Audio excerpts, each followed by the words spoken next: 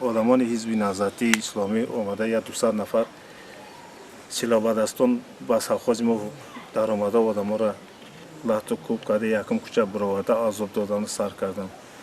ҳамон вақт моро ҳамон кӯча бироварда азоб додан гирифта. ҳамон вақта раҳмати падари ман исмоилов Муҳаммадалӣ иштирокчии ҷанги бузурги ватанӣ ҳамонҷа ба овардан лаҳту кӯб кардан гирифтанд. Баъд падари ман раҳматӣ гуфт ки шумо аз ҳамон немиси фашистоям гузарондед. Шумо ваё гуфт ранги шумо ихел ваҳшӣ набудан гуфтанд.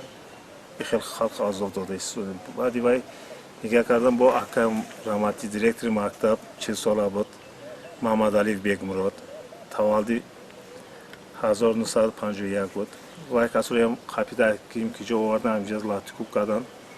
Акаи Рӯзалӣ Бобоқул мара гуфт ки падарт қата аката ки худо медонам маку надидаму чикор мекунам намекунам намедонам. Гуфт шумо илоҷ боша ту бугрезаҷи ту тез бура ки туроям бо мебарам. Гуфтам грехта рафтам ман.